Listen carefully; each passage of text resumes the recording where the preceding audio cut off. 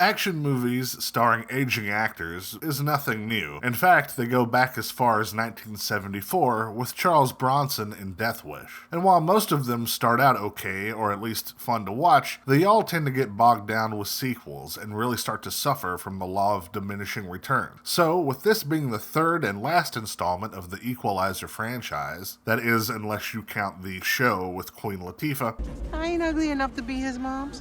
is it able to still capture some of the magic of the first movie, or has it completely worn out its welcome? Let's find out. So Denzel Washington is back as everyone's favorite digital watch enthusiast. Is that a Timex? Robert McCall. This time around, Robert finds himself in a small, idyllic Italian town, recovering from injuries. As time goes on and he begins to recover, he starts to become part of the town and befriends all of its residents by doing things Italian people do, like sitting in cafes, wearing hats, sitting in cafes, celebrating soccer games, and sitting in cafes. All seems well until one day Robert witnesses a store owner getting shaken down by criminals. But these are no ordinary criminals, they're mobsters that are extorting the town, beating up citizens, setting fires, riding into town, a whopping and a whopping every living thing that moves within an inch of its life, and spreading fear everywhere they go. But unfortunately for them, Robert is like a modern-day Robin Hood, who has a long history of brutally murdering bad guys.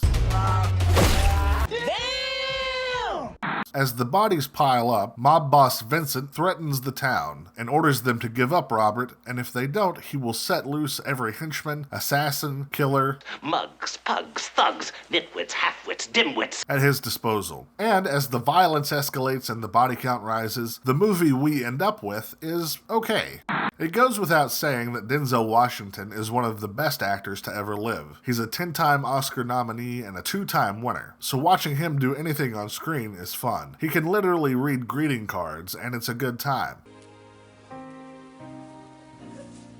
Bitch. And he is what makes this movie, which honestly doesn't have the most interesting premise, more enjoyable than it really has the right to be. The story of a stranger ending up in a small town and protecting its citizens from criminals is nothing new at all. It's literally the plot of tons of westerns like The Magnificent Seven or even Blazing Saddles. It's even, to a lesser extent, the plot of Roadhouse.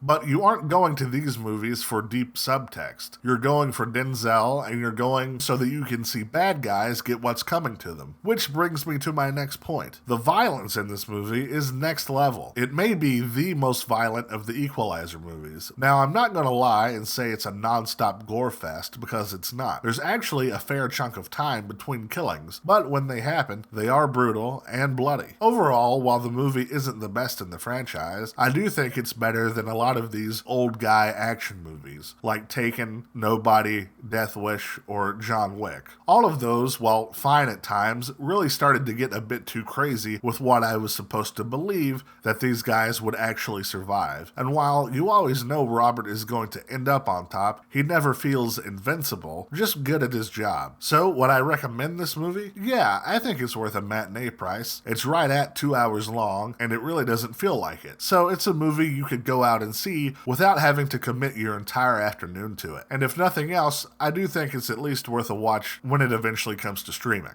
Well, that's it for this one, guys. Have you seen Equalizer Part 3? Leave a comment below, let me know. As always, thanks so much for being here, and I'll see you next time.